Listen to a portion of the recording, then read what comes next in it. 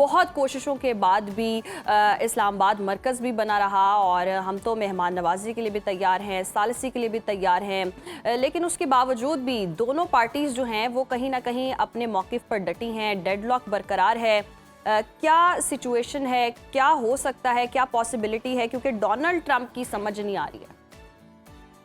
अच्छा, on a very lighter note, because सुबह सुबह का टाइम है तो थोड़ा सा जो है वो उसको लाइटर वे में मैं स्टार्ट लूंगी। वो आपने लतीफ़ा सुना है कि जब आप जो है वो तख्त पे किसी मसखरे को बिठाते हैं तो आपका दरबार जो है वो सर्कस बन जाता है।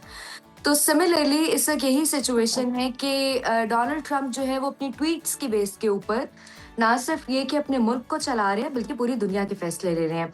कि जहाँ पे परसों उन्होंने कहा था कि लामहदूद मुद्दत तक जो है वो जंगबंदी मैं कर रहा हूँ, and that was unilateral. Iran जो है वो उसमें ईरान का किसी किस्म की कोई स्टेटमेंट नहीं आई थी। और कल शाम 6 बजे वो अपनी बहरिया को ये हुक्म दे देते हैं कि छोटी से छोटी कश्ती को भी निशाना बनाया जाए।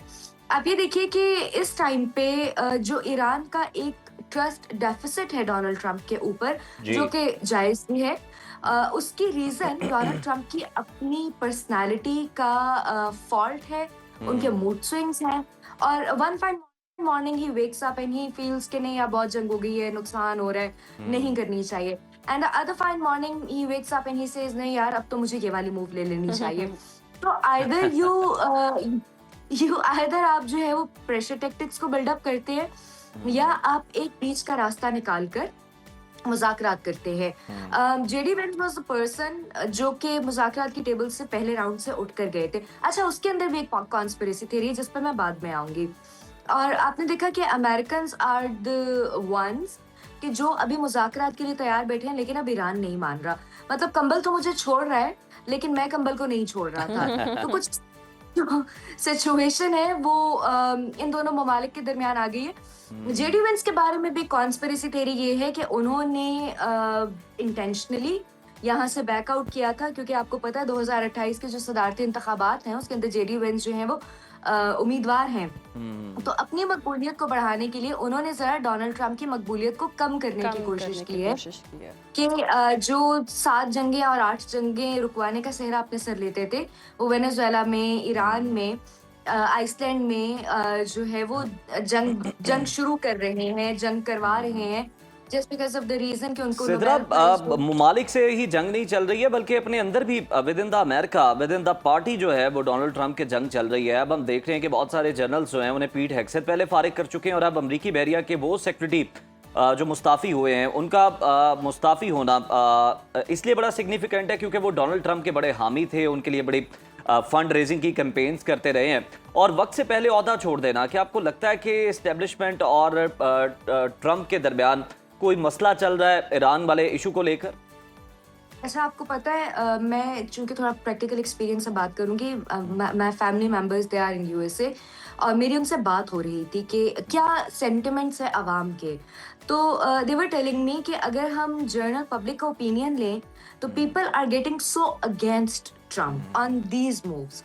वेनेजुएला की भी अगर मैं बात करूं या स्पेसिफिकली जब मैं ईरान की बात करूं, तो वो जो उनकी मकबूलियत है वो ना सिर्फ अपनी पार्टी के, अपनी काबीना के अंदर वो खो रहे हैं बल्कि अवाम के अंदर भी वो अपनी मकबूलियत खो रहे हैं। आपको पता है कि मिड टर्म इलेक्शन आ रहा है, ऑल दो के इस मिड टर्म इलेक्शन, क्योंकि जो इलेक्टोरल प्रोसीजर है यूएसए का as per constitution that is a little different from Pakistan. Pakistan में आपको मेजॉरिटी वोट लेके आपको सदारत पे आना पड़ता है, लेकिन वहां पे डायरेक्ट इलेक्शन होता है और डायरेक्टली अवाम के वोट से यूएसए के अंदर आप जो है वो कुर्सी सदारत पे बैठ सकते हैं। और वजीर आजम सदर को हटाने का तरीका सिवाय इम्पीचमेंट के और कोई नहीं है।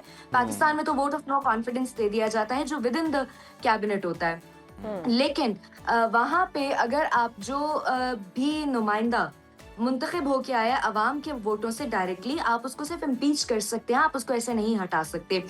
तो जो उनकी अपनी पार्टी है, आप अच्छा फिर ऑपोजिशन का मैं आपको बताती हूँ कि पिछले महीने में 3 दफा ऑपोजिशन ने ये रेजोल्यूशन पेश की थी कि इनके जंगी इख्तियारात को कम किया जाए। ऑल्दो कि वो 47 और 52 की रेशो से जो है वो डोनाल्ड ट्रंप हर दफा उसके अंदर वो निकल आए सेफली। लेकिन इस टाइम पे डोनाल्ड ट्रंप के जो वो कहते हैं ना अपने घर में मक्खियां घूम रही हैं और उनके अपना बेड़ा जो है वो ही खराब हो चुका है। तो इस सिचुएशन में नो डाउट कि ना सिर्फ अपने ही पार्लियामेंटेरियंस, अपने ही ऑफिशियल्स, बल्कि अपनी आवाम का भी सिद्रा, जिस तरह से आप मिड टर्म इलेक्शन की बात कर रही हैं, तो द इकोनॉमिस्ट ने तो कल के रोज डोनाल्ड ट्रंप को हरवा दिया मिड टर्म इलेक्शन के अंदर। ये ऑब्वियस है ना, देखेंगे तो ये चीज तो बहुत एविडेंट है, बहुत ऑब्वियस है कि उनकी मकबूलियत इससे खत्म हो चुकी है। ये जंग, जो मेरा एनालिसिस था या मेरी कैलकुलेशन थी कि शायद डोनाल्ड ट्रंप की जंग करने की गलती नहीं करेंगे, उसकी 2-3 बहुत इंपॉर्टेंट रीजंस थी। क्योंकि अमेरिका की इकोनॉमी इस टाइम पे इतनी बड़ी जंग को अफोर्ड नहीं कर सकती थी। यूएसएस अब्राहम लिंकन जब आके खड़ा हो गया था पानी में, तो मुझे लगता था, और मेरे बहुत सारे इसके ऊपर प्रोग्राम्स भी थे, कि ये एक डेटरेंस इफेक्ट है। जो अमेरिका की हेजेमनी है, अमेरिका उसको कायम रखेगा, लेकिन डेटरेंस के तौर पे वो लेकर आया है यूएसएस अब्राहम लिंकन को। 28 फरवरी को जब उन्होंने ये बाकायदा काइनेटिक वॉर का आगाज किया है, तो उस टाइम पे भी again I was of the opinion कि शायद ये छोटी मोटी झड़प के बाद बैक ऑफ हो जाएंगे।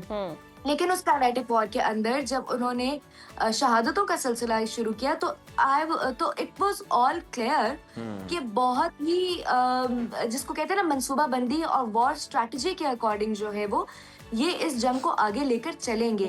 लेकिन उसके अंदर भी 3 मर्तबा डोनाल्ड ट्रंप ने, व्हाइट हाउस ने मजीद फंडिंग की दरख्वास्त की है।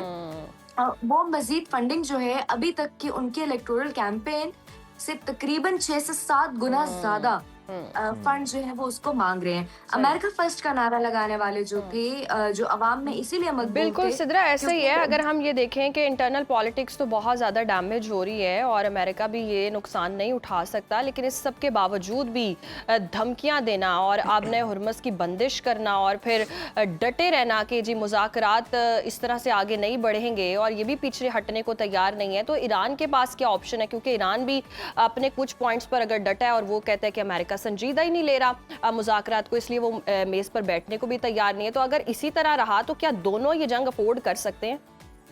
देखिए, ईरान के जो रिजर्वेशंस हैं वो बहुत लेजिटिमाइज है। उसकी रीजन ये है कि यूरेनियम की ही बात हो रही थी 28 फरवरी को भी, और इन्हीं चीज़ों से रिलेटेड मुज़ाकरात चल रहे थे। 2018 में जब ओबामा ने जो पहले इनका एक मुआहिदा हुआ था, उसको भी यूनिलैटरली, जो ओबामा के टाइम पे हुआ था, डोनाल्ड ट्रंप ने आके उसको यूनिलैटरली खत्म कर दिया था ईरान के साथ। तो इस टाइम पे यूरेनियम के ही इनरिचमेंट और उसको मिनिमाइज करने की जब बात हुई थी, तो उस मुज़ाकरात की टेबल के ऊपर डोनाल्ड ट्रंप ने एक काइनेटिक वॉर को इनिशिएट कर दिया था। उसके बाद देखिए, जिस तरीके से एक सुपर पावर की लीडरशिप को सामने आना चाहिए, जिसको बहुत मैच्योरिटी का जो है वो मुजाहरा करना चाहिए। Leadership should be mature. आपकी जंगी मामला ट्विटर के ऊपर नहीं चलते।